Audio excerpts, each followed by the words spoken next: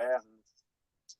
जी जी। Brother, स्वागत है आपके इस लगन के लिए। यद्यपि आपका गला बिल्कुल ठीक नहीं, मुझे मालूम है कि गला खराब होने के चलते और ज्यादा बोलते हैं तो और इन्फेक्टेड होता है। लेकिन हाँ, प्रभु का वचन के लिए सेवकाई के लिए आप तैयार हैं। मैं इसकी सराहना करता हुआ प्रभु का धन्यवाद देता हूँ, आपका स्वागत करता हूँ। थैंक यू दीपक भाई। आइए, हम जो भाग का अध्ययन कर रहे थे वो था प्रार्थना के विषय में। जब हम दूसरों के लिए प्रार्थना करते हैं उसके विषय में अध्ययन कर रहे थे। पिछले कुछ सप्ताहों से मैं जुड़ नहीं पा रहा था, या तो यात्रा के कारण या अन्य किसी चीजों के कारण। एक बार तो प्रे फॉर इंडिया का भी वो मीटिंग था जिस कारण से हम लोग जुड़ नहीं पाए थे। और हमने प्रभु यीशु मसीह की प्रार्थना का अध्ययन, अंतिम जो हमारा भाग था वो था प्रभु यीशु मसीह की प्रार्थना का हमने अध्ययन किया था। उसी भाग को समाप्ति की ओर ले जाने का प्रयास आज मैं करना चाह रहा था, पर अभी जो समय बचा हुआ है उसमें जितना भाग करने के लिए परमेश्वर हमें सहायता करता है उतना करते हुए फिर अगले भाग में जाते हुए हम इस विषय को अंतिम भाग तक पहुंचाने का प्रयास करेंगे। परमेश्वर हमारी सहायता करे। हम पढ़ रहे थे यूहन्ना रचित सुसमाचार, उसका अध्याय 17, जिसमें प्रभु यीशु मसीह की प्रार्थना है। और हमने उस बार भी अध्ययन किया था कि इस प्रार्थना को हम अलग अलग भागों में बांट करके प्रभु के हृदय को समझ सकते हैं कि प्रार्थना करते समय उसका हृदय किन बातों पे लगा हुआ है। प्रार्थना करते समय वो स्वयं के लिए कुछ भी नहीं मांग रहा है, और वो सारी जो प्रार्थना है जो प्रभु यीशु मसीह की हम 17वें अध्याय में पढ़ते हैं उसके विषय में अगर गहन अध्ययन आप लोग, जैसा परमेश्वर की आत्मा आपको प्रेरित करे वैसा अगर आप करेंगे तो आप पाएंगे कि वो अपने आप में एक बहुत ही गहराई का विषय है, प्रभु यीशु मसीह का हृदय को समझना। हम इस प्रार्थना के माध्यम से वही प्रयास कर रहे थे कि हम कैसे प्रभु के हृदय को जान सकते हैं, और हमने उसमें बहुत सी बातों को देखा था। उन सब में जाए बगैर मैं मुख्य 4 बातें जो हमें इसका सारांश बताती है उन बातों को हम लिख लें, और उसके बाद फिर उनमें जैसा जैसा हमें समय मिलता है उन चारों बातों में हम आगे अध्ययन करेंगे। पहला है, प्रभु यीशु मसीह का मन यह था कि वह चाहता था कि जो कलीसिया है वो परमेश्वर की महिमा को जाने। प्रभु यीशु मसीह का मन यह था कि कलीसिया परमेश्वर की महिमा को जाने। 22वां और 24वां वचन कोई भी भाई उसे कृपया पढ़ लीजिएगा। 17वां अध्याय यूहन्ना और उसका 22 और 24। जी। वह महिमा जो तूने मुझे दी, मैंने उन्हें दी है कि वे वैसे ही एक हों जैसे कि हम एक हैं। 24वीं आयत बताती है, हे पिता, मैं चाहता हूं कि जिन्हें तूने मुझे दिया है, जहां मैं हूं वहां वे भी मेरे साथ हों, कि वे मेरी उस महिमा को देखें जो तूने मुझे दी है, क्योंकि तूने जगत की उत्पत्ति से पहले मुझसे प्रेम रखा। देखिए, ये पहला भाग है हमारा जहां पर में कि हम ये पढ़ेंगे, प्रभु का मन था कि कलीसिया, विश्वासी, उनके चेले परमेश्वर की महिमा को देखें। ये पहली बात। दूसरी जो बात है वो हम 22 और 24 वचन में पढ़े। दूसरी बात यह थी कि प्रभु यीशु मसीह का मन यह था कि कलीसिया परमेश्वर के वचन के अनुसार ही चले। कलीसिया परमेश्वर के वचन के अनुसार ही चले। 8वां वचन पढ़िएगा, इसी अध्याय का 8वां वचन। क्योंकि जो बातें तूने मुझे पहुंचा दी, मैंने उन्हें उनको पहुंचा दिया और उन्होंने उनको ग्रहण किया और सच सच जान लिया कि मैं तेरी ओर से निकला हूँ, और प्रतीति कर ली कि तू ही ने मुझे भेजा। यहाँ पर मैं परमेश्वर वचन के विषय में कहते हैं, प्रभु यीशु मसीह जो वचन तूने मुझे दिया था वो मैंने उन्हें दे दिया है। प्रभु चाहते हैं कि हम उसके दिए हुए वचन को ग्रहण करके उसके अनुसार चले। उसी वचन के देहधारी होने को ही प्रभु यीशु मसीह को कहा गया है।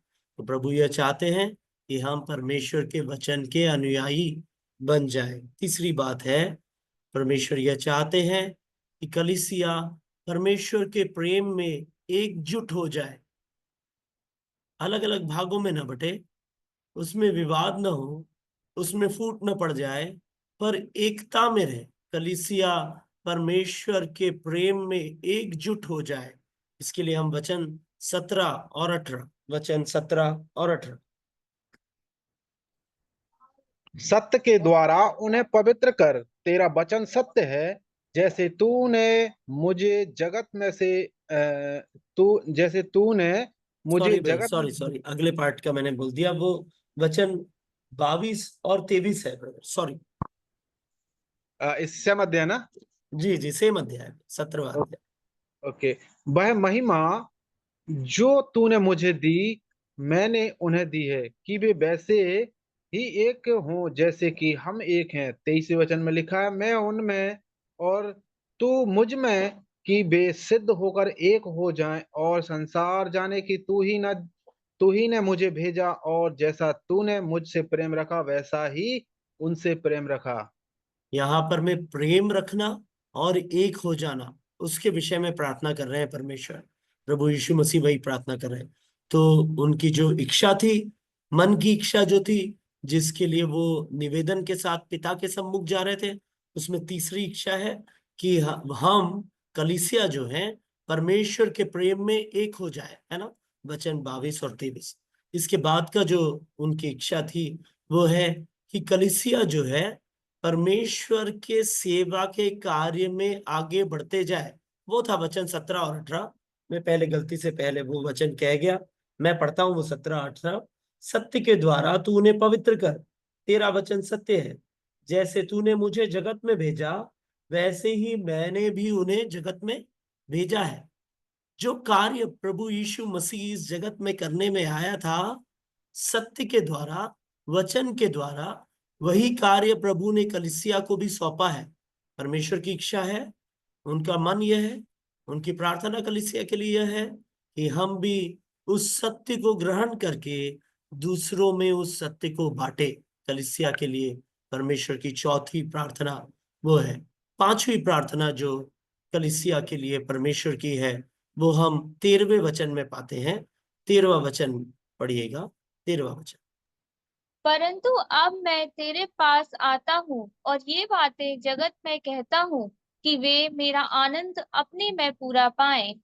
उनकी प्रार्थना यह थी कि कलीसिया प्रभु यीशु मसीह में आनंद पाए, मेरा और आपका आनंद पूरा हो जाए। आज मेरा और आपका आनंद अधूरा है। प्रभु यीशु मसीह यह चाहते हैं कि जब हम उसकी महिमा को देखें, जब हम उसके सत्य को जाने, जब हम प्रेम से एक दूसरे के साथ में एकजुट होकर के रहें, और जब कलीसिया परमेश्वर के दिए हुए मिशन को, उसके दी हुई सेवकाई को प्रेम पूर्वक पूरा करे सत्यता के साथ, तब फिर मसीह में रहते हुए हमारा आनंद पूरा हो जाएगा। जब मसीह पिता से बात करता है, उसका आनंद पूरा हो जाता है। मैं और आप जब पिता को पूरी तरह से जान जाएंगे, कलीसिया जब पूरी तरह से पिता को पहचान जाएगी, उस उद्देश्य को पूरा करने में लगी रहेगी, तब हमारा आनंद यीशु मसीह में पूरा हो जाएगा। मसीह की ये प्रार्थना के 5 विषय मेरे और आपके लिए हैं। हम दूसरों के लिए प्रार्थना करने वाले बने।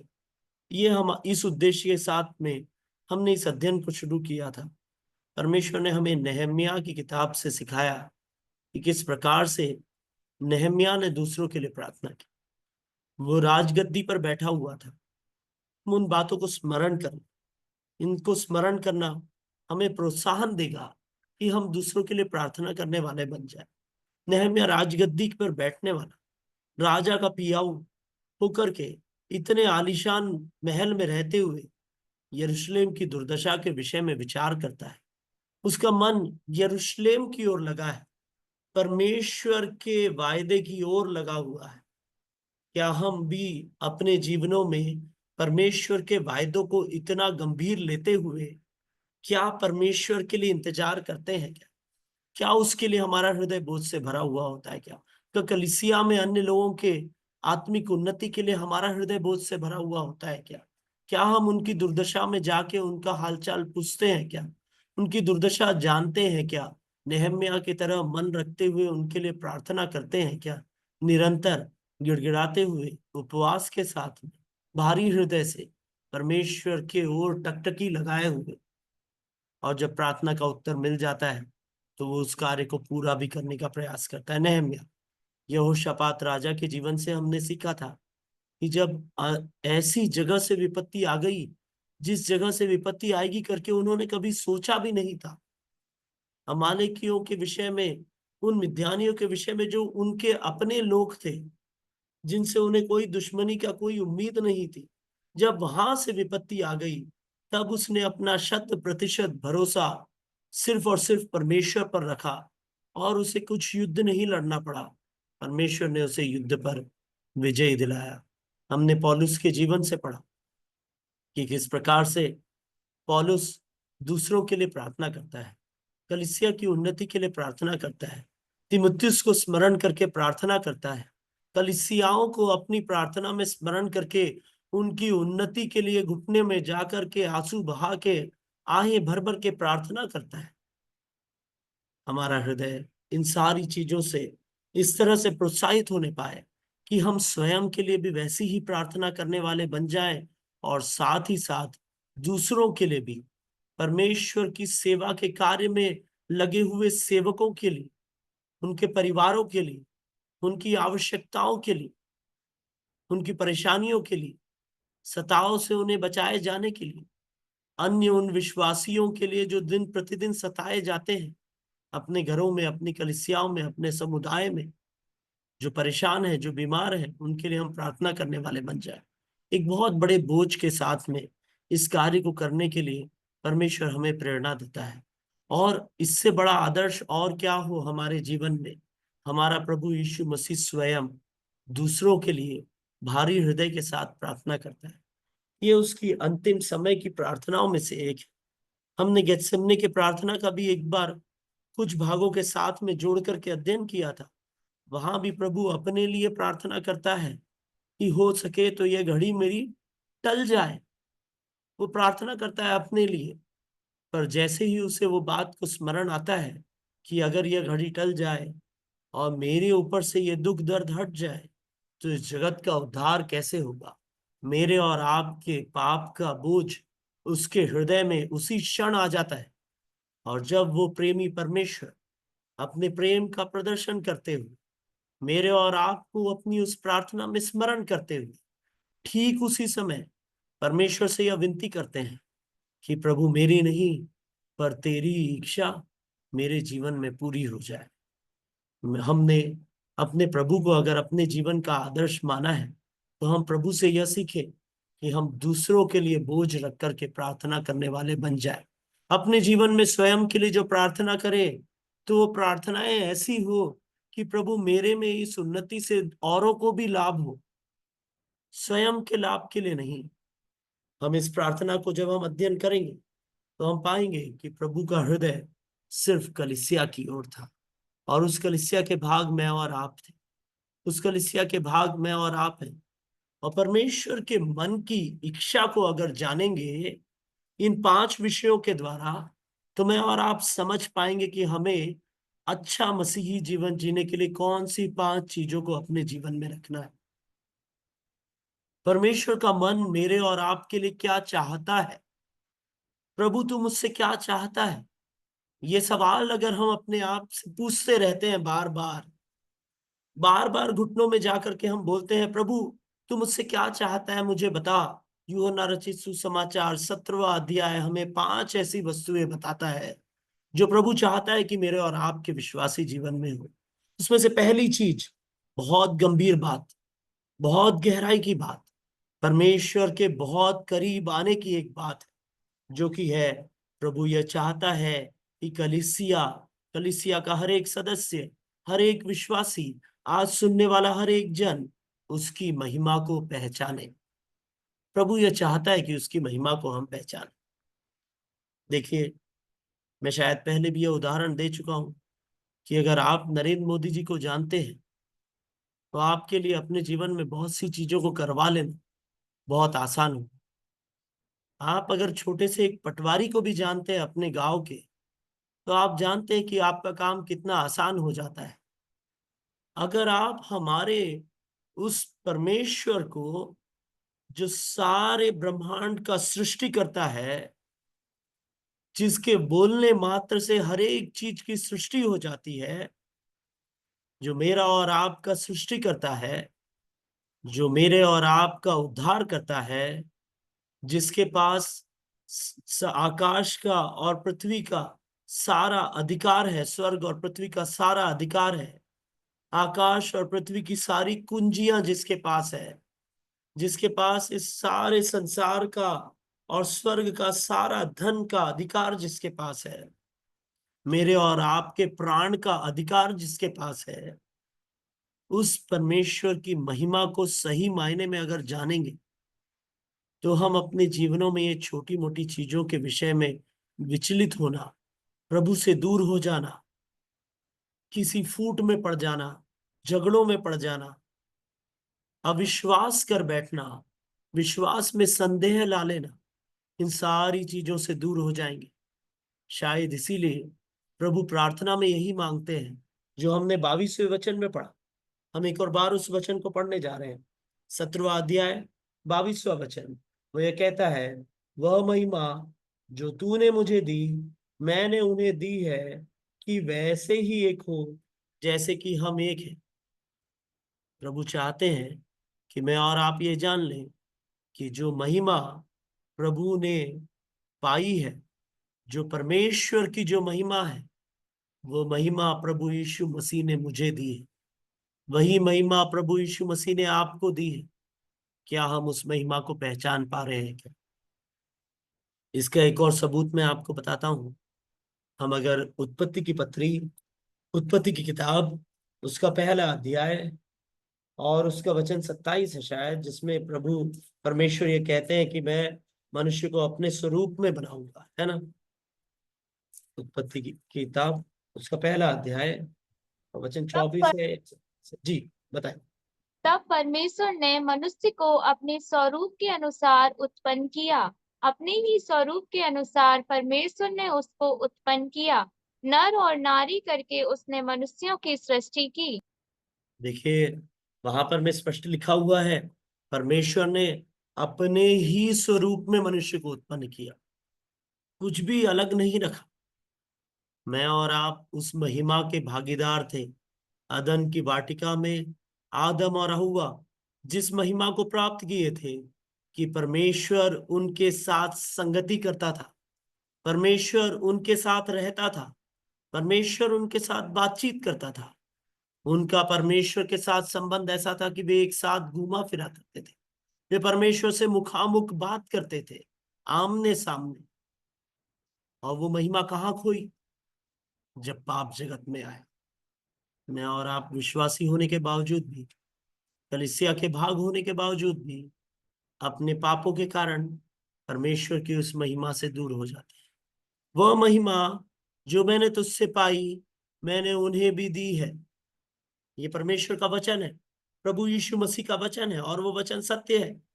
जो महिमा आदम ने अदन की वाटिका में पाई थी, वही महिमा प्रभु यीशु मसीह ने मुझे और आपको दी है। इसीलिए तो वो हमारे मनों में, हमारे हृदयों में वास करता है। पवित्र आत्मा इसीलिए हमारे हृदयों में वास करता है। उसने अपने पवित्र और निर्दोष और निष्कलंक लहू के द्वारा मुझे और आपको पवित्र ठहराकर हमें अपना निवास स्थान बनाया, हमें एक सहभागिता दी, एक संगति दी, जो हम मसीह के साथ कर पाते हैं, यीशु मसीह में होकर के। और आगे के वचन में वही लिखा है ना, 22वें वचन में, कि वे वैसे ही एक हो जैसे कि हम एक हैं। हम परमेश्वर से महिमा प्राप्त करके कलीसिया एक हुई है। 24वां वचन, पिता मैं चाहता हूं कि जिन्हें तूने मुझे दिया है, जहां मैं हूं वहां वे भी मेरे साथ हो, कि वे मेरी उस महिमा को देखे जो तूने मुझे दी है, क्योंकि तूने जगत की उत्पत्ति से पहले मुझसे प्रेम रखा। जिससे उसने जगत की उत्पत्ति से पहले प्रेम रखा, उसी को उसने मेरे और आपके लिए दे दिया, ताकि हम उसके द्वारा उस महिमा को प्राप्त कर सके जो परमेश्वर ने अपने लिए रखी थी। परमेश्वर की महिमा। हम पहले भाग को ही आज समाप्त कर पा रहे हैं। मैं और आप इस बात की गंभीरता को समझें कि परमेश्वर की महिमा जो है, जिस महिमा में उसने मनुष्य को रचा, वो महिमा परमेश्वर ने मसीह यीशु के द्वारा मुझे और आपको, आपकी कलीसिया को दी है। हम उस महिमा को पहचाने। परमेश्वर कितना महान है, वो मेरे और आपके जीवनों में कितने अद्भुत कार्य कर चुका है और भी कितने अद्भुत कार्यों को करने वाला है।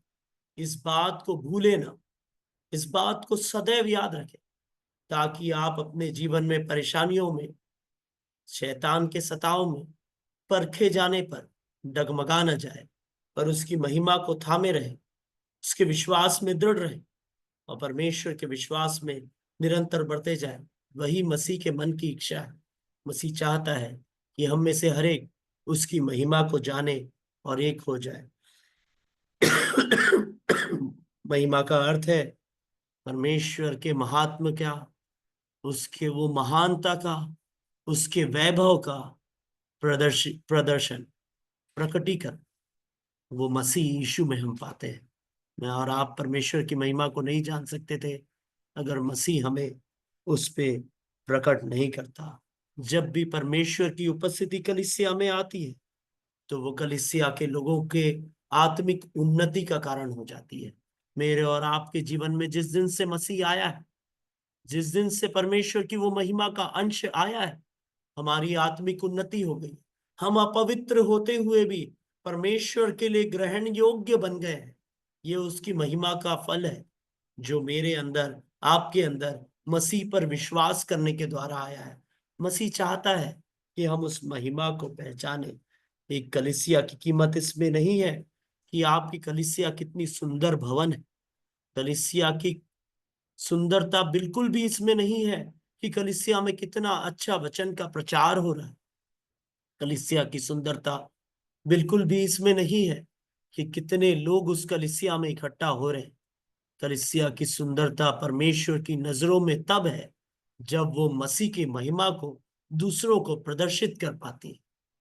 मेरे प्रियो, मेरे और आपके लिए मसीह की यही इच्छा है कि मसीह की महिमा, परमेश्वर की महिमा, जिसमें उसने मुझे और आपको बनाया है, कलीसिया एक होकर के, जिस प्रकार से परमेश्वर और प्रभु यीशु मसीह एक होकर के, परमेश्वर का प्रेम और प्रभु यीशु मसीह का अनुग्रह उस काल्वरी क्रूस पर एक होकर के मेरे और आपको उस महिमा देने का कारण बना, उसी प्रकार से कलीसिया का हर एक विश्वासी उस महिमा को प्राप्त करके, एक होकर के इस संसार को उस महिमा का प्रदर्शन करते हुए, उस महिमा की ओर आकर्षित करके, उस महिमा का भागीदार बनाने का कार्य करता रहे।